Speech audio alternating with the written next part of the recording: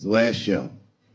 Here we are, Los Angeles, the world capital of rape, big breath. The fuck has been going on out here? Keeps getting worse. But just when you think it can't get worse, they got Charlie Rose today.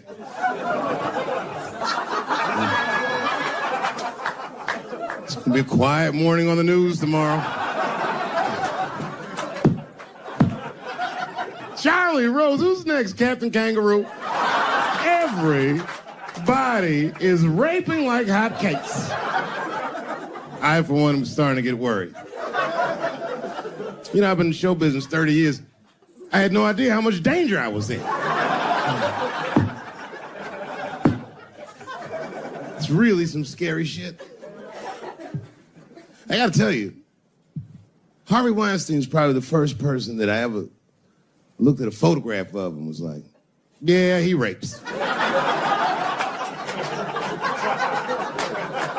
I'm not sure this motherfucker has a choice. Not a handsome man. A lot of meat and extra skin on his face. Yeah, he's ugly. You know, the sad part is, he's done so well in life, he probably doesn't know he's ugly. You know, when you're good looking, everybody will tell you, oh, you look wonderful, you're so great looking. But when you're ugly, you gotta figure that shit out for yourself. It's a lot of putting clues together through the years. Why am I not getting in the club? I got all the right shit on.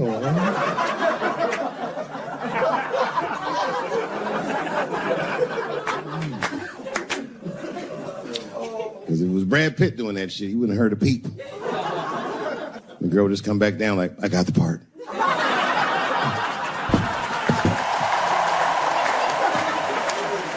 Yeah. And yet, it is important that I acknowledge, ladies, you are absolutely right. There you go. And they gotta all be mindful of that, guys, because this could happen to any of us. It could happen to me. I can see that. I can see him showing up. Hi, I'm here for my 3 a.m. with Mr. Weinstein.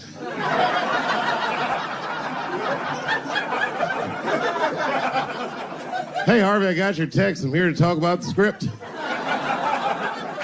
Seems like it's going to be hard to read in candlelight, but I guess I could try.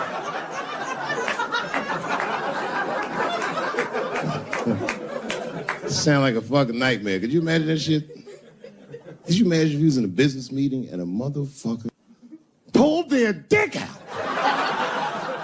Middle of the meeting, I'd be like, yo, my man, this is the most unprofessional shit I've ever seen in all my days. Just let me finish, Dave Chappelle. I'll put you in all 3 Lord of the Rings.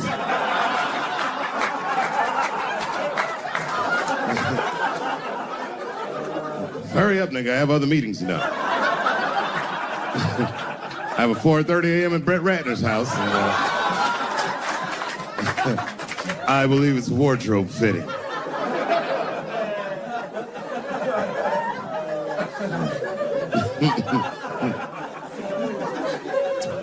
Wow.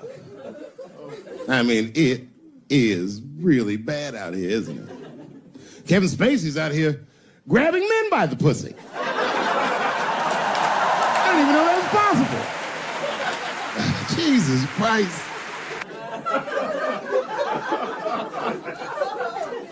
You got the guy from Star Trek, The Next Generation. That's who we got. Last time, it sounded like he was more than that, but that's who set it off. He's 14 years old, and Kevin Spacey accosted him at a party, which I gotta say, by the way, for the record, been to a lot of parties in my day. Never been to a good one that had 14-year-old boys in it. Not even when I was 13, you know what I mean? Who wants to kick it with a bunch of hubba bubba chewing niggas? Having a good time, nigga.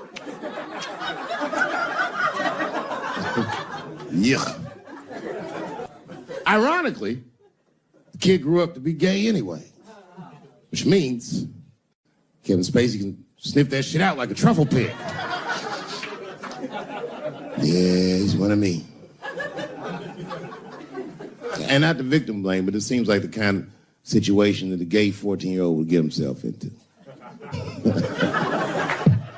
I know I didn't say that right, but it's true, nigga. Like, you know why I say that, though? Because I went to an arts high school, and, like, all them niggas was gay, man. Like, in high school, all them dudes was gay. And them gay dudes was way more mature than the rest of us, and we didn't know why. We just knew they was mature. You ever see a gay dude at lunch? Perfect posture, nigga sitting there. Eating responsibly. And then they take that thermos out. You'd be like, what the fuck is that? Is this nigga drinking wine with lunch?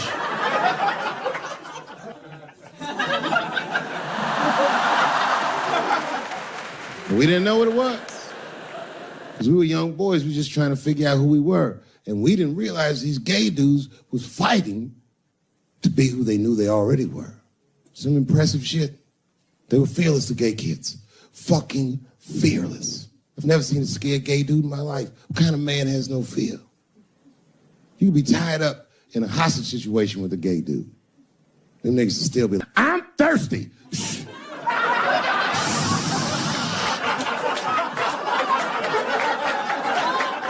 I'm thirsty, David. I need something to drink.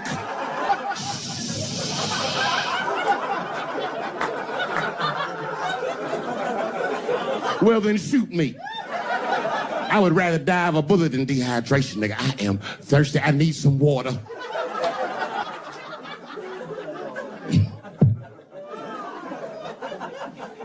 But all jokes aside, Kevin Spacey shouldn't have done that shit to that kid.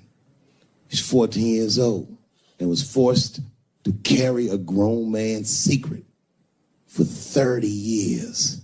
Jesus Christ, he must have been busting at the seams with that one. The saddest part is, if he were able to carry that secret for 6 more months, I would get to know how House of Cards ends.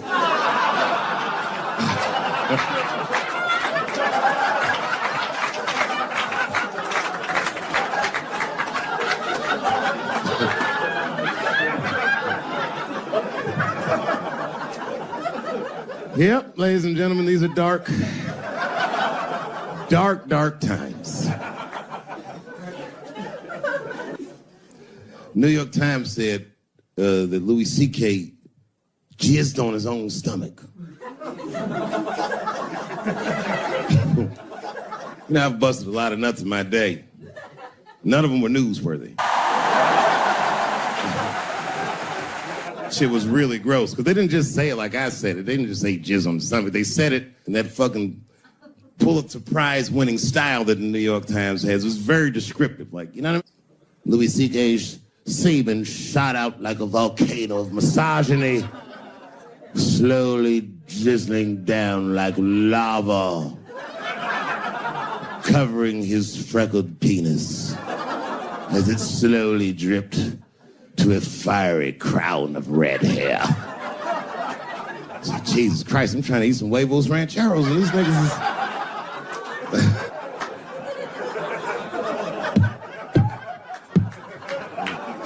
And you know, part being a comedian, knowing the motherfuckers, everybody comes up to me like, did you know? Did you know what Louis was doing? No, bitch, I did not know. The fuck you think we talk about at the comedy club? Hey, nigga, how was the weekend? Great, man. I was just jerking off in faces and coming on my own stomach, having a good time. You know how this business is. No, I didn't know. They act like we sit around like Grease. Tell me more, that she put up a fight. Dun, dun, dun, dun, dun, dun, dun, dun, dun, dun. Sorry, I don't know the choreography, but you get the point. You get the point. She was intense. But Louis was like the turning point. I mean, you know, all these allegations are terrible. Louis was the only... I shouldn't say this, but fuck it. His allegation was the only one that made me, like, laugh. Well, if you think about it, Because all his friends is reading it, and he's jerking off, and he's surprising people. He's surprising me. He's jerking off. I just picture all the comics in comedy just reading it like, what?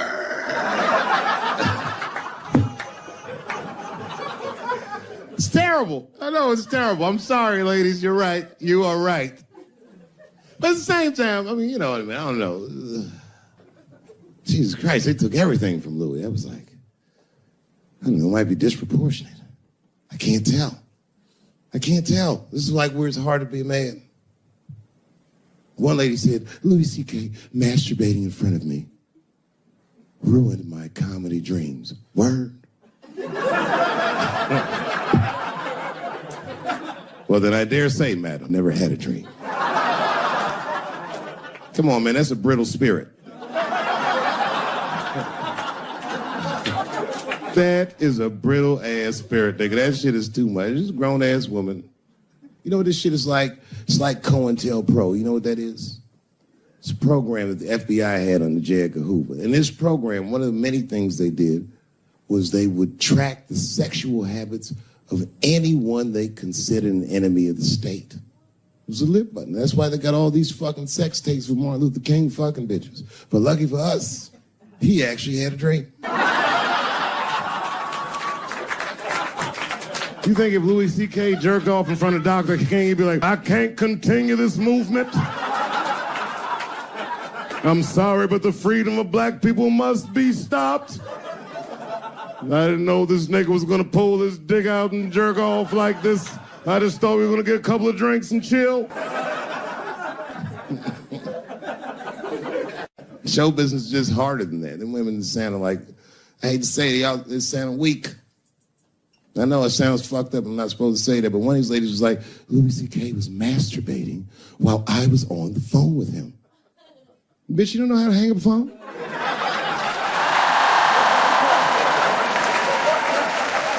How the fuck are you going to survive in show business if this is an actual obstacle to your dreams? I know Louis is wrong, ma'am. I'm just saying I'm held to a higher standard of accountability than these women are. Don't forget who I am. Don't forget what I am. I am a black dude. And never forget how I got here. My ancestors were kidnapped. I don't even know where the fuck I'm from. They were put on the bottom of boats. They sailed them across the Atlantic. Many of them died. Only the strongest survived. And once they got here, they beat the humanity out of my people. They turned us into beasts of burdens. They made us do their work. And the irony is, hundreds of years later, we fought in the Civil War. We damn near freed ourselves. And then in Reconstruction, black people did great. My great-grandfather was a very wealthy man. But then the black codes came, Jim Crow came, and it was 100 years of unspeakable oppression again. Lynchings, all kinds of terroristic acts to keep us in the margins of society. And yet we still fought. And Dr. King was born. And then things got better. 20 years after Dr. King was assassinated, Michael Jackson was moonwalking on television. Something, something, something, Barack Obama.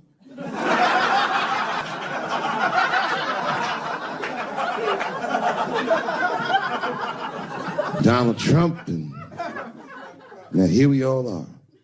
400-year nightmare. Took us 400 years to figure out as a people. White people's weakness the whole time was kneeling during their national anthem. That's a brittle spirit. That's right, nigga. On the rock, it's regular.